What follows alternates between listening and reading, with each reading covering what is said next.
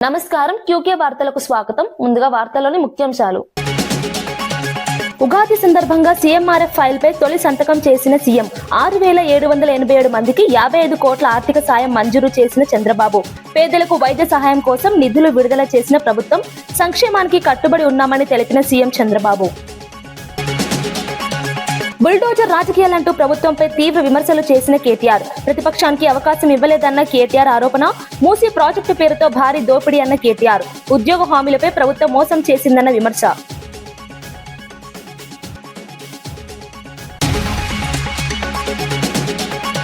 పొత్తుల ప్రచారాలపై స్పష్టత ఇచ్చిన టీవీకి అధినేత విజయ్. ఎవరితోనూ పొత్తులు లేవని స్పష్టం చేసిన విజయ్. తప్పుడు ప్రచారాలను నమ్మవద్దని ప్రజలకు సూచించిన టీవీకే. పార్టీ స్వతంత్రంగా ముందుకు సాగుతుందని ప్రకటించిన విజయ్. మూసీ ప్రక్షాళనపై ప్రభుత్వాన్ని తీవ్రంగా విమర్శించిన బండి సంజయ్. పేదల ఇళ్లపై భారాన్ని మోపుతున్నారని సంజయ్ ఆరోపణ. బాధితులతో చర్చించకుండా పనులు మొదలు పెట్టారని విమర్శ. పారదర్శకంగా వ్యవహరించాలని ప్రభుత్వానికి సూచన.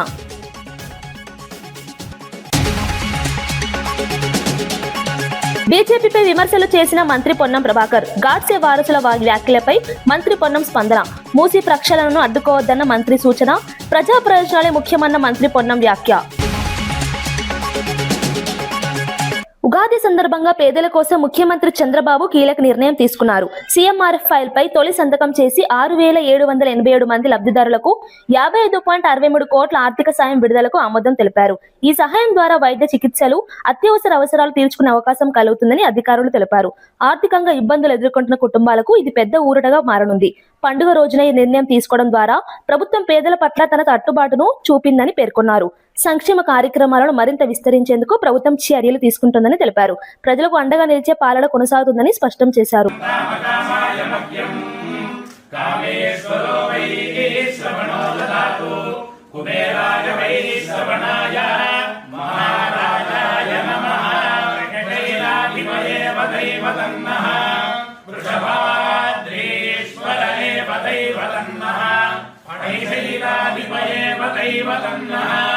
భగవాన్ వెంకటదేవ దైవతన్నః శ్రీ శ్రీనివాస పరదైవతన్నః శ్రీ శ్రీనివాస పరమం ధనన్నః శ్రీ శ్రీనివాస కులదైవతన్నః శ్రీ శ్రీనివాస పరమాగతిర్నః భద్రాద్యే భాగ్యలక్ష్మీః కరదలకమలే సర్వదా ధనలక్ష్మీః దోర్దండే వీరలక్ష్మీః హృదయసరసిదే భూతకారుణ్యలక్ష్మీః ఖడ్గాగ్రే శౌర్యలక్ష్మీః పుణ్యలక్ష్మీః త్వయో విజయతాం సర్వసామ్రాజ్యలక్ష్మీః శ్రీర్వజ్రస్వమాయుష్యమారోగ్యమారీధా శోభామానం మహీయతే ధనం పశుం బహుపుత్రలాభం శతం వత్సరం దీర్ఘమాయుః. వెంకటేశ్వర ప్రసన్నసిద్ధిరస్తు. రక్షణే కళ్యాణే సకలేశ్వరే సరసిజా భాగ్యానుసంధాయనే శోభాంగే విమలేశ్వరి విమలనే నారాయణే శ్రీసతి పాయాన్న భగవాన్ పురాణ పురుషః కుర్యా సదా మంగళం.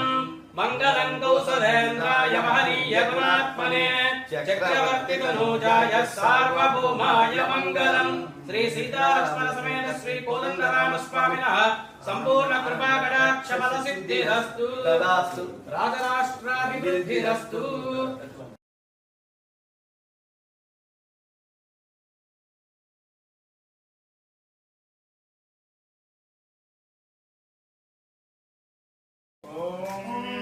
సర్వమేవ సర్వమో సర్వమేవ తేన తేనైవ సర్వమో సర్వమేవ తేన ఏవ తేన తేనైవ తేన ఆప్నోత్యాప్నోతి తేనైవ తేన ఆప్నోతి ఆప్నోతి సర్వమో సర్వమాప్నోత్యాప్నోతి సర్వం దేవి దేవి సర్వశత్రు పీడ పరిహార ద్వారా జయ జయ సర్వస్వరూపే సర్వేశే సర్వశక్తి సమన్వితే భయేభ్యస్త్రాహినో దేవి దుర్గే దేవి నమోస్తుతే. శయమానం భవతి శరాయః పునః శతేంద్రియాయ శేవేంద్రియ సిద్ధిరస్తు తథాస్తు.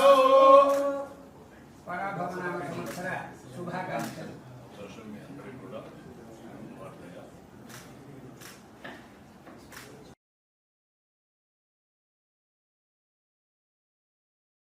ఉగాది సందర్భంగా మంత్రి పొన్నం ప్రభాకర్ బీజేపీ నేతలపై తీవ్ర విమర్శలు చేశారు. గాడ్సే వారసులు గాంధీ వారసులను విమర్శించడం సరికాదని అన్నారు. మతతత్వ రాజకీయాలతో ప్రజలను తప్పుదారి పట్టిస్తున్నారని మండిపడ్డారు. మూసీ ప్రక్షాళనను అడ్డుకోవడం సరికాదని పేర్కొన్నారు. నిర్వాసితులకు న్యాయం చేసిన తర్వాతే ప్రభుత్వం ముందుకు సాగుతుందని స్పష్టం చేశారు. తెలంగాణ అభివృద్ధికి అందరూ సహకరించాలని కోరారు. రాజకీయాల కంటే ప్రజా ప్రయోజనాలు ముఖ్యమని అన్నారు. వర్షాలు పడి వాడి పంటలతో ఆయుర ఆరోగ్యాలతో సుఖ సంతోషాలతో ఉండాలని ఈ ప్రజల ఆశీర్వచనంతో ఎన్నికైనటువంటి ప్రజాపాలన ప్రభుత్వంలో అన్ని రకాల కార్యక్రమాలు, అభివృద్ధి సంక్షేమ కార్యక్రమాలు ప్రజల దాకా చేరే విధంగా ఆ భగవంతుడు అన్ని రకాల ఆశీర్వచనం ఇవ్వాలని సందర్భంగా కోరుకుంటూ, ఉగాది అనేటువంటి మనకు తొలి పండుగగా ఈరోజు జరుగుతున్నటువంటి కార్యక్రమాలన్నీ సంవత్సర కాలం పాటుగా జరుగుతాయనే విధంగా మనమందరం కూడా మరి ఈరోజు మనకుండబడేటువంటి సాంప్రదాయాన్ని పాటించిపోతూ ఉంటాం. ఈ సందర్భంలో తప్పకుండా ప్రజల ఆశీర్వచనంతో ఎన్నికైనటువంటి ప్రభుత్వం ప్రజల సంక్షేమం కొరకు కృషి చేస్తుంది. ఎవరెన్ని మాట్లాడినా ఎవరెన్ని చేసినా ఇది ప్రజల కోసం ఇప్పటికే పేదలకు సంబంధించిన అనేక కార్యక్రమాలు చేస్తూ ఉంది. భవిష్యత్తులో కూడా నిన్న శాసనసభలో గవర్నర్ గారి ప్రసంగ ధన్యవాదాలకు సంబంధించిన అంశం మీద ముఖ్యమంత్రి గారు చెప్పినట్టుగా తప్పకుండా అన్ని వర్గాలకు సంబంధించి అన్ని రకాల అంశాలను చేరుస్తూ తిరిగి వాళ్ళ ఆశీర్వచనంతో మళ్ళీ ప్రజాపాలన ప్రభుత్వం ముందుకు రావాలని సందర్భంగా అందుకు ప్రజలందరూ ఆశీర్వాదం కావాలని సందర్భంగా కోరుతాం. సార్, ఎంఐఎం సభ్యులు వందే మాత్రం పాలపిస్తుంటే ఎంఐఎం సభ్యులు బయటికి వెళ్ళడానికి బండి సంజయ్ తప్పుపట్టారు. స్పీకర్కు, సీఎంకు, ప్రభుత్వానికి బాధ్యత లేదు.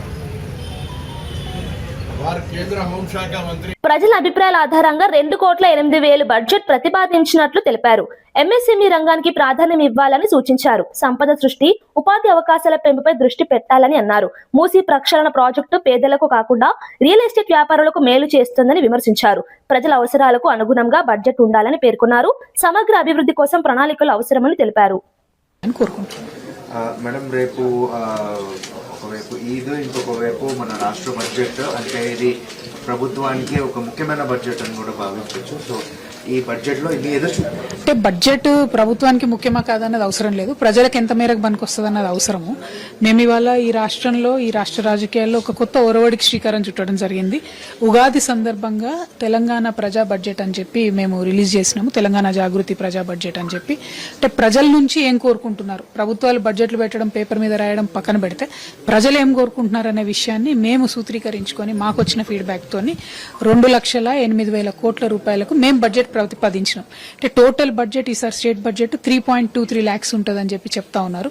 అందులో 2.08 lakh crores కి మేము బడ్జెట్ ప్రతిపాదించినాం. పీపుల్ ఫీడ్బ్యాక్ తోని, ప్రజల ఫీడ్బ్యాక్ తోని ఈ 2,08,000 కోట్ల రూపాయలు జాగృతి సూచనల మేరకు కనుక బడ్జెట్ పెట్టినట్టయితే డెఫినెట్ గా రాష్ట్రంలో సంపద పెరుగుతుంది, మనీ యొక్క రొటేషన్ పెరుగుతుంది. ప్రజలకు కాంగ్రెస్ పార్టీ ఇచ్చినటువంటి వాగ్దానాలు ఏవైతే ఉన్నాయో, ప్రజలు ఏదైతే ఎదురు చూస్తా ఉన్నారో అవి నెరవేరేటటువంటి అవకాశం ఉంటుంది. అన్నిటికన్నా ఎక్కువ ఏవైతే పెండింగ్ ఉన్నాయో, ఏవైతే సెక్టర్స్ ఎదురు చూస్తున్నాయో, మాకు డబ్బు రాలేదని, పెన్షన్స్ ఉన్నాయి, బీసీల ఫండ్స్ ఉన్నాయి, ఎస్సీ ఫండ్స్ ఉన్నాయి, ఎస్టీ ఫండ్స్ ఉన్నాయి, ఆడపిల్లలకు 2,500 రూపాయల కోసం ఎదురు చూస్తున్నారు, స్కూటీస్ కోసమే, అన్నిటికన్నా ఎక్కువ ఫీ రియంబర్స్మెంట్ పేద విద్యార్థులు ఎదురు చూస్తున్నారు. సో ఇవన్నీ కూడా పరిపుష్టమవుతాయి. అన్నిటికన్నా ఎక్కువ పరిశ్రమలు బాగా నెగ్లెక్ట్ చేస్తుంది ఈ రాష్ట్ర ప్రభుత్వం. MSME, medium and small scale industries లోనే 70% ఉద్యోగాలు ఉంటాయి, కానీ ఆ మొత్తం సెక్టర్ ని ఇగ్నోర్ చేస్తుంది. కాబట్టి ఆ సెక్టర్ లో ఖచ్చితంగా ఇవ్వాల్సిన రాయితీలు, పెండింగ్ ఉన్నటువంటి అమౌంట్ 10,000 crores దానికి మేము ప్రపోజ్ చేసినాం. అంటే బడ్జెట్ అనేది ఒక ఇంపిటిస్, ఒక స్పీడప్ చేయాలి స్టేట్ లో ఉన్న ఫైనాన్షియల్ పొజిషన్ ని గానీ, ఇన్కమ్ ని గానీ. అది చేయకుండా ఏదో పెట్టినామా మన డ్యూటీ అయిపోయిందా అన్నట్టు కాకుండా ప్రజా బడ్జెట్ ఉండాలనే ఉద్దేశంతో మేము ప్రపోజ్ చేసినాం. ఎవ్రీ ఇయర్, ఈవెన్ రేపొద్దున జాగృతి అధికారంలోకి వచ్చిన తర్వాత కూడా మా జాగృతి నాయకులు, కార్యకర్తలు ప్రజల నుంచి వచ్చే ఫీడ్బ్యాక్ తీసుకొని ప్రజా బడ్జెట్ ఎవ్రీ ఇయర్ ప్రవేశపెడతారు. తెలంగాణలో అంగన్వాడీలకు ఫోన్ల కొనుగోలులో 50 కోట్ల కుంభకోణం జరిగిందని బీఆర్ఎస్ నేత మన్నే క్రిషాంక్ ఆరోపించారు. మార్కెట్ ధర కంటే ఎక్కువకు మార్కెట్ ధర కంటే ఎక్కువకు ఫోన్లు కొనుగోలు చేశారని తెలిపారు. పోషణ్ అభియాన్ పథకం కింద ఈ వ్యవహారం జరిగిందని పేర్కొన్నారు. ఈ విషయంపై సమగ్ర విచారణ జరపాలని డిమాండ్ చేశారు. ప్రభుత్వంపై పారదర్శకత లోపించిందని విమర్శించారు. ప్రజా నిధుల వినియోగంపై స్పష్టత ఇవ్వాలని కోరారు. ఈ అంశంపై ప్రభుత్వం స్పందించాలని డిమాండ్ చేశారు. అంగన్వాడీ అక్కలకందరికి కూడా స్మార్ట్ ఫోన్స్ ఇవ్వాలని కేంద్ర ప్రభుత్వం ఎన్నో సంవత్సరాల ముందు నిర్ణయం తీసుకున్నది. దానికోసం ధర పెంచుతూ వచ్చిరు కూడా. చివరికి లాస్ట్ స్మృతి ఇరానీ గారు 2024లో కేంద్ర మంత్రిగా ఉన్నప్పుడు 9,000 నుంచి 11,800కు దాని బడ్జెట్ని ఒక్కొక్క మొబైల్ ఫోను అంగన్వాడీ వర్కర్స్ కోసము వాళ్ళు ఇంటింటికి పోయి ఆయా బస్తీల్లో తీసుకునే డేటా, మాతా శిశువులకు చెందిన డేటా పోషణ్ అభియాన్ విషయం మీద దానికోసం ఈ టెక్నాలజీని పెంచడానికి ఈ పోషణ్ అభియాన్లో స్మార్ట్ ఫోన్ స్కీమ్ తీసుకున్నారు. 11,800 రూపాయలు ఒక్క డివైస్ కోసమని కేంద్ర ప్రభుత్వం నిర్ణయం తీసుకున్నది. ఇక రాష్ట్ర కాంగ్రెస్ ప్రభుత్వం పెద్ద చిన్న వేల కోట్లు భూములు, HILTP 1,50,000 కోట్ల మూసి, గాంధీ గారి విగ్రహానికి 5,000 కోట్లు, ఈ పెద్ద పెద్దయే కాదు, ఆఖరికి అంగన్వాడీ కార్మికులకు కూడా అందులో కూడా పైసలు వస్తే ఒక 20 కోట్లు సింపుల్గా జేబులు ఎట్లేసేసుకోవాలని ఒక స్కామ్ చేశారు. ఎంత దారుణం అంటే ఇవాళ రాష్ట్ర వ్యాప్తంగా అంగన్వాడీలో పనిచేసే అక్కలందరూ కూడా రోడ్ల మీదకి వచ్చి మాకు జీతాలు ఇవ్వాలి, మాకు జీతాలు ఇస్తలేరు అని ప్రభుత్వాన్ని అడుగుతుంటే కేంద్ర ప్రభుత్వం వాళ్ళకి ఇస్తున్న స్మార్ట్ ఫోన్లో కూడా పైసలు మింగింది స్కామ్ గ్రేస్ ప్రభుత్వం. తెలంగాణ బీజేపీ కార్యాలయంలో ఉగాది వేడుకలు ఘనంగా నిర్వహించారు. కేంద్ర మంత్రి కిషన్ రెడ్డి, బీజేపీ రాష్ట్ర అధ్యక్షుడు రామచంద్రరావు పాల్గొన్నారు. పంచాంగ శ్రవణం నిర్వహించి ప్రజలకు శుభాకాంక్షలు తెలిపారు. దేశంలో ఎక్కడా గ్యాస్ కొరత లేదని, ప్రజలు ఆందోళన చెందాల్సిన అవసరం లేదని రామచంద్రరావు చెప్పారు. పరాభవం అనేది శత్రువులకు మాత్రమే వర్తిస్తుందని కిషన్ రెడ్డి వ్యాఖ్యానించారు. దేశ అభివృద్ధి దిశగా కేంద్ర ప్రభుత్వం ముందుకు సాగుతోందని తెలిపారు. ప్రజలకు సంక్షేమం అందించడమే లక్ష్యమని పేర్కొన్నారు. ప్రశాంతంగా అన్ని రకాలుగా ఆర్థిక వ్యవస్థలో కానీ, అభివృద్ధిలో కానీ, మౌలిక వసతుల్లో కానీ ఏ రకమైనటువంటి ఆటంకం లేకుండా ముందుకెళ్తున్నటువంటి దేశం ప్రపంచంలో ఏదైనా ఉంది అంటే ఈరోజు భారతదేశం ఒకటే మోడీ గారి నాయకత్వంలోని మనం చేస్తున్నాం. అభివృద్ధి చెందిన దేశాలు కానీ, అభివృద్ధి చెందుతున్న దేశాలు కానీ అన్ని దేశాలు కూడా మరి శాంతి భద్రతల సమస్య కావచ్చు, యుద్ధ విధ్వంసాలు కావచ్చు, లేక ఆర్థిక సంక్షోభాలు కావచ్చు, అనేక దేశాల్లో ఈరోజు ఉన్నాయి. కానీ మనకు సమర్థవంతమైనటువంటి నాయకత్వం ఉంది. ఈరోజు మరి ఆ రకమైనటువంటి నాయకత్వం ఉంది కాబట్టి భారతదేశము ఈరోజు ఏ సమస్య లేకుండా ముందుకెళ్తుంది. ఉగాది పండుగ మన తెలుగువారి ఇండ్లలో సంతోషం రావాలని చెప్పేసి కోరుతూ, మరి ఈ యొక్క సంతోషకరమైనటువంటి పండుగ నాడు నేను మహిళలకు ఒకటే కోరుతా ఉన్నాను, మీరు వదంతులు నమ్మకండి. గ్యాస్ మనకు వచ్చేసింది, ఎక్కడ కూడా కొరత ఉండదు. మీరు దయచేసి ప్యానిక్ అయిపోయి లైన్లు కట్టి ఆన్లైన్లో బుక్ చేసుకొని గ్యాస్ కాకముందు కూడా, ఇప్పుడు నేను 2-3 ఏజెన్సీస్ మాట్లాడితే మేము బుక్ చేయగానే 2-3 రోజులు మీకు వచ్చేస్తున్నదండి, పంపిస్తున్నామని ఎక్కడ కూడా కొరత లేదు. కమర్షియల్ అనుకుంటారా, కమర్షియల్ గ్యాస్లో కొంత 30-40% షార్టేజ్ ఉన్నది. అది కూడా 2-3 రోజుల్లో ఈ యొక్క షిప్స్ వచ్చిన తర్వాత, వారి యొక్క కన్సైన్మెంట్ మన దగ్గర దిగిన తర్వాత అందరికీ కూడా ఉంటుంది. ప్రజలందరూ కూడా నేను కోరుతా ఉన్నాను, ప్రపంచవ్యాప్తంగా యుద్ధ వాతావరణంలో మనందరం కూడా కలిసి మెలిసి మనం ఏ విధంగా అయితే మనం కరోనాని ఎదుర్కొని మనం కరోనాని జయించినామో, ఈ యుద్ధ పరిస్థితులు కూడా మనందరం కూడా కలిసి జయించి నరేంద్ర మోదీ గారిని బలపరిచి మనం భారతదేశాన్ని ఒక సస్యశ్యామలంగా మార్చుకునే ప్రయత్నం. 2047 నాటికి $3 ట్రిలియన్ ఆర్థిక వ్యవస్థగా ఎదగడమే లక్ష్యంగా ప్రభుత్వం పనిచేస్తుందని మంత్రి వివేక్ వెంకటస్వామి తెలిపారు. యువతకు ఉపాధి అవకాశాలు కల్పించడం ప్రధాన లక్ష్యమన్నారు. రాబోయే బడ్జెట్ అన్ని వర్గాలకు న్యాయం చేస్తుందని చెప్పారు. కాంగ్రెస్ ఇచ్చిన హామీల అమలుకు ప్రాధాన్యం ఇస్తామని తెలిపారు. అప్పుల భారాన్ని తగ్గిస్తూ సంక్షేమ పథకాలను అమలు చేస్తున్నామని పేర్కొన్నారు. రేషన్ కార్డులు, ఇందిరమ్మ ఇల్లు, రైతు రుణమాఫీ, రైతు భరోసా వంటి పథకాలతో ప్రజలకు అండగా నిలుస్తున్నామని వివరించారు. సమగ్ర అభివృద్ధి దిశగా రాష్ట్రం ముందుకు సాగుతోందని అన్నారు. $1 ట్రిలియన్ ఎకానమీ కావాలని చెప్పి వారు కోరడం జరిగింది. దీనివలన సుమారు 1 కోటి ఉద్యోగ అవకాశాలు కల్పిస్తుంది. తెలంగాణ రైజింగ్లో. రేపు మా ఉప ముఖ్యమంత్రి గారు ఒక రెవల్యూషనరీ బడ్జెట్, దీంట్లో అందరి కులాలకు అడ్జస్ట్మెంట్ చేస్తూ బీద ప్రజలకు కాపాడుతూ గ్యారంటీలు ఏదైతే కాంగ్రెస్ పార్టీ ఇచ్చిందో దాన్ని అమలు చేస్తూ మన ఉప ముఖ్యమంత్రి గారు, నిన్న ముఖ్యమంత్రి గారు చెప్తున్నారు, ఇంతకుముందు టీఆర్ఎస్ హయాంలో ఎక్కువ ఇంట్రెస్ట్ కాస్ట్తోని తక్కువ రీపేమెంట్ టైంతోని ఇష్టం వచ్చినట్టు అప్పులు చేసి ఈ రాష్ట్రాన్ని అప్పుల రాష్ట్రం చేయడం జరిగింది. కానీ కాంగ్రెస్ ప్రభుత్వం వచ్చిన తర్వాత ఈ అప్పులు ఎట్లా 3 లక్షల కోట్ల రూపాయలు ఇప్పటి వరకు అప్పులు ఇంకా మిత్తి ఈ 2 సంవత్సరాలలో మన ఉప ముఖ్యమంత్రి గారు బ్యాంక్స్కి కట్టడం జరిగింది. ఇలాంటి పరిస్థితులలో కూడా సన్న బియ్యం ఇవ్వడము, ఇందిరమ్మ ఇల్లులు కట్టడము. గాంధీ భవన్ లో పరాభవనామ సంవత్సర ఉగాది వేడుకలు ఘనంగా నిర్వహించారు. ఈ కార్యక్రమంలో ఉప ముఖ్యమంత్రి బట్టి విక్రమార్క, టీపీసీసీ అధ్యక్షుడు మహేష్ కుమార్ గౌడ్, మంత్రి వివేక్ వెంకటస్వామి తదితరులు పాల్గొన్నారు. నాయకులు ప్రజలకు ఉగాది శుభాకాంక్షలు తెలిపారు.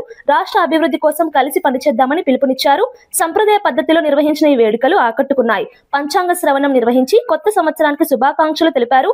ప్రజల సంక్షేమం కోసం ప్రభుత్వం కట్టుబడి పనిచేస్తుందని నాయకులు పేర్కొన్నారు. తెలంగాణ అసెంబ్లీ మూసి చుట్టూ ఏపీ అసెంబ్లీ లడ్డూ చుట్టూ తిరుగుతున్నాయని కేంద్ర మంత్రి బండి సంజయ్ వ్యాఖ్యానించారు. మూసి ప్రక్షాళన పేరుతో పేదలపై భారాన్ని మోపుతున్నారని విమర్శించారు. రాష్ట్రంలో గాంధీ రాజ్యం కాకుండా గాడ్సే రాజ్యం సాగుతోందని మండిపడ్డారు. బాధితులతో చర్చించకుండా పనులు ప్రారంభించడం తగదని తెలిపారు. ముందుగా వారికి భరోసా కల్పించి పునరావాసంపై స్పష్టత ఇవ్వాలని డిమాండ్ చేశారు. అభివృద్ధి పేరుతో ప్రజల ఇళ్లను కూల్చడం సరికాదని అన్నారు. ప్రభుత్వం పారదర్శకంగా వ్యవహరించి ప్రజల నమ్మకాన్ని నిలబెట్టాలని సూచించారు. అపార్ట్మెంట్స్ కట్టుతున్నారు, ఇవ్వండి. మోడల్ కాలనీ ఏరియా ఇస్తున్నారు, చేయండి. నా డిమాండ్ ఏంది, భారతీయ జనతా పార్టీ డిమాండ్ ఏంటంటే అవి చేసినాకనే స్టార్ట్ చేయమంటున్నాం. ప్రజలతో చర్చ జరపండి, బాధితులతోని అందరినీ సమానంగా చూడండి, చూసి చేసే ప్రయత్నం చేస్తే అప్పుడు ప్రజలు కూడా సహకరిస్తారు. మీరు చేసేది ప్రజల కోసం అంటున్నారు, కానీ ఆ ప్రజలే అక్కడ వ్యతిరేకిస్తున్నారు. ప్రజల్ని ఇబ్బంది పెట్టి గాంధీ మహాత్ముని ఆత్మ శోభిస్తుంది. గాంధీ మహాత్ముని రాజ్యంలో ఆయన అయితే రాజ్యం కూడా. ఈ సందర్భంగా 2026 పరాభవనామ సంవత్సర పంచాంగ ఫలితాలను పండితులు వెల్లడించారు. పేరు పరాభవ అయినప్పటికీ ధర్మంగా ఉండేవారికి ఇది ప్రాభవ సంవత్సరంగా మారుతుందని తెలిపారు. కష్టపడి పనిచేసే వారికి విజయాలు లభిస్తాయని చెప్పారు. తెలంగాణ జాతక ప్రకారం ఆర్థిక వ్యవహారాలు నిర్వహించే వారికి కొన్ని సవాళ్లు ఎదురయ్యే అవకాశం ఉందని సూచించారు. నిధుల వినియోగంలో జాగ్రత్త అవసరమని పేర్కొన్నారు. వ్యవసాయం, వ్యాపార రంగాల్లో మిశ్రమ ఫలితాలు ఉండవచ్చని తెలిపారు.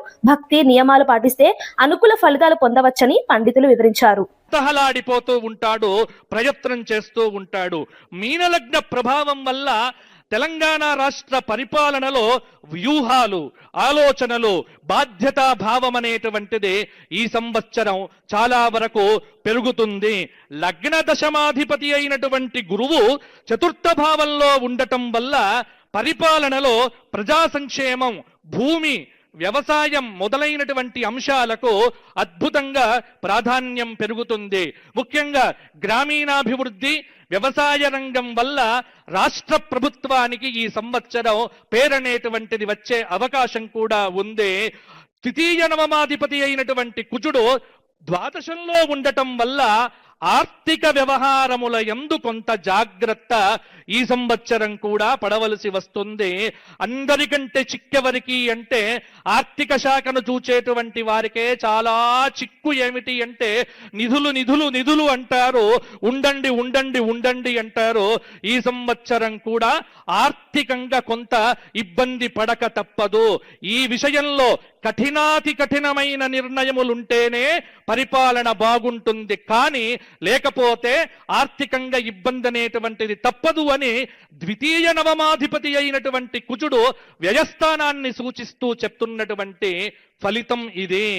షష్ఠభావంలో కేతువు ఉండటం ఆరోగ్య రంగం కానీ ఆరోగ్యపరమైనటువంటి శాఖలో కానీ తప్పకుండా కొంత అద్భుతమైనటువంటి ప్రక్షాళన జరుగుతుంది.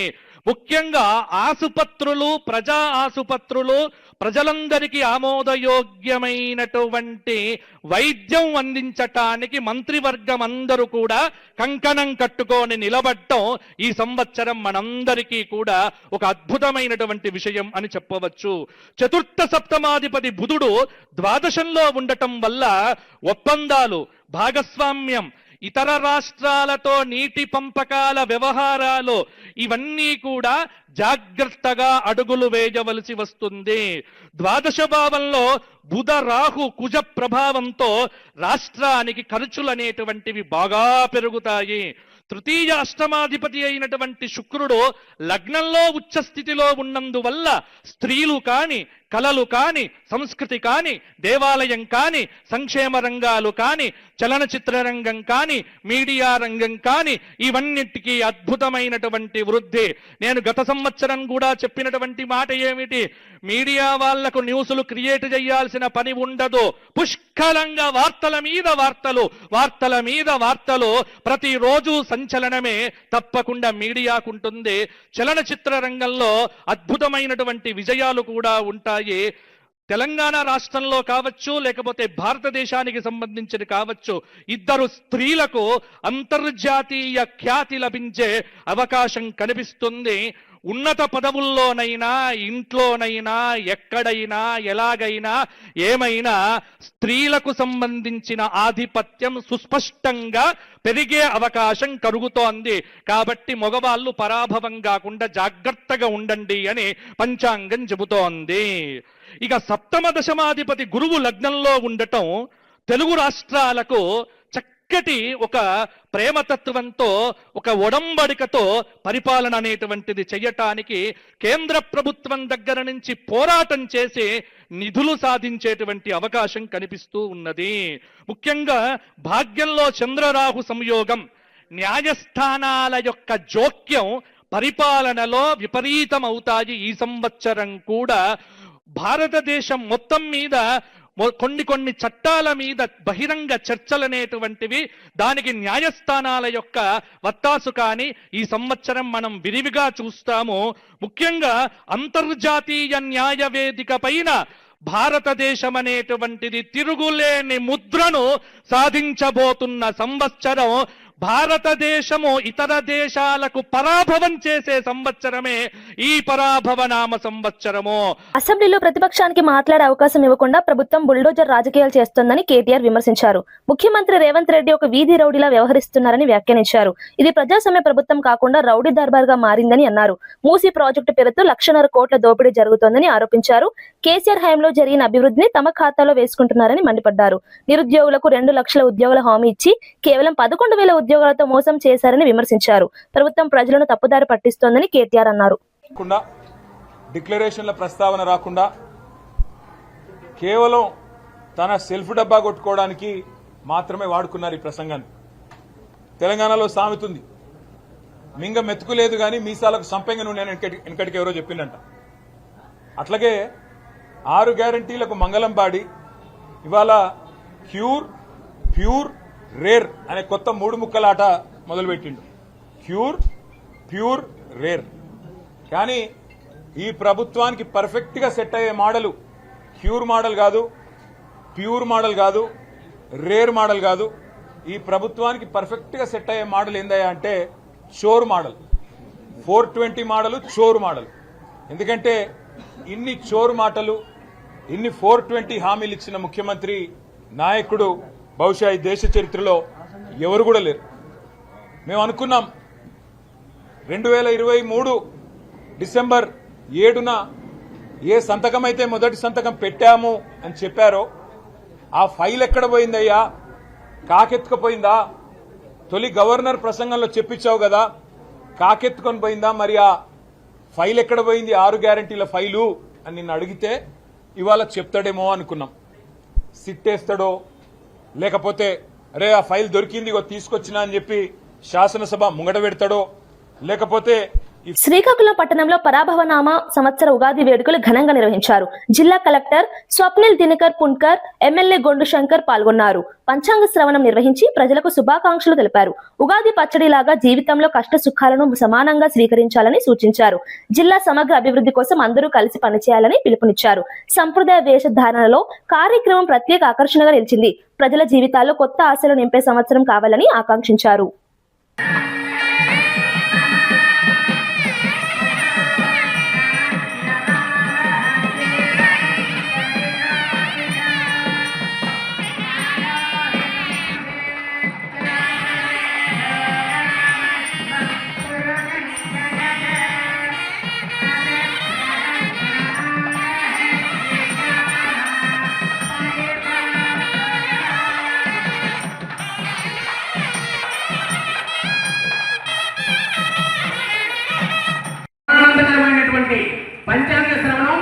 తొలిమెట్టు. మరి అటువంటి పంచాంగ శ్రవణ కార్యక్రమాన్ని ప్రారంభించవలసిందిగా గౌరవ పెద్దల్ని వేదికపైకి పెద్దల అనుమతితో ఆహ్వానిస్తున్నాం.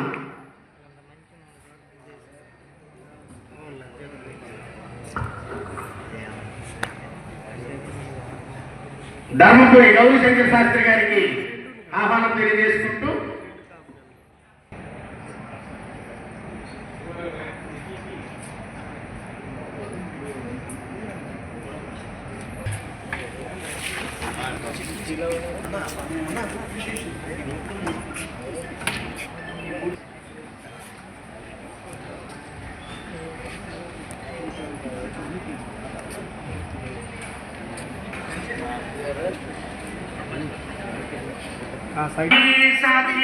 సుమనసః సర్వార్థానాముపక్రమే యం నత్వా కృతకృతాస్యుః తం నమామి గజాననం.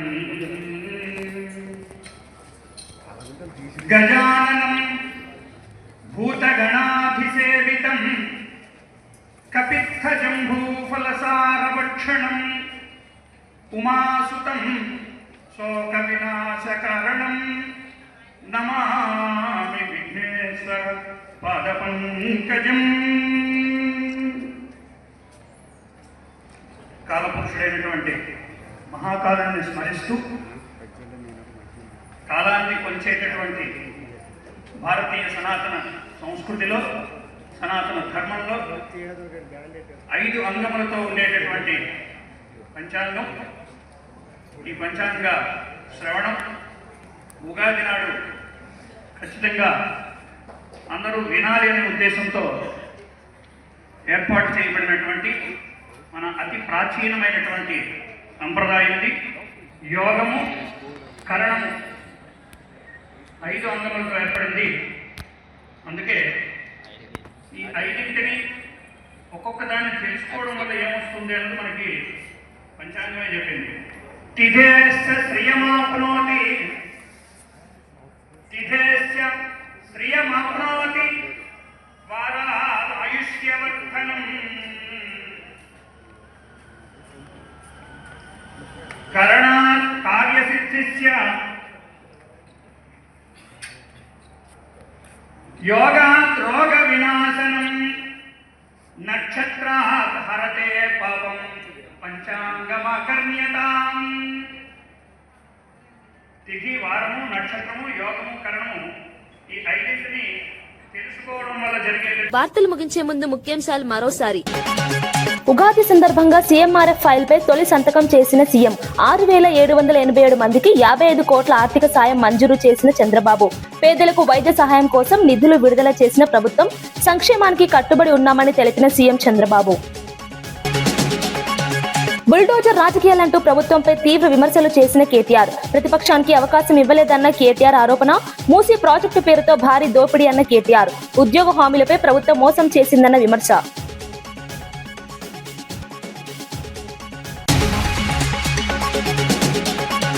పొత్తుల ప్రచారాలపై స్పష్టత ఇచ్చిన టీవీకి అధినేత విజయ్. ఎవరితోనూ పొత్తులు లేవని స్పష్టం చేసిన విజయ్. తప్పుడు ప్రచారాలను నమ్మవద్దని ప్రజలకు సూచించిన టీవీకే. పార్టీ స్వతంత్రంగా ముందుకు సాగుతుందని ప్రకటించిన విజయ్. మూసీ ప్రక్షాళనపై ప్రభుత్వాన్ని తీవ్రంగా విమర్శించిన బండి సంజయ్. పేదల ఇళ్లపై భారాన్ని మోపుతున్నారని సంజయ్ ఆరోపణ. బాధితులతో చర్చించకుండా పనులు మొదలు పెట్టారని విమర్శ. పారదర్శకంగా వ్యవహరించాలని ప్రభుత్వానికి సూచన.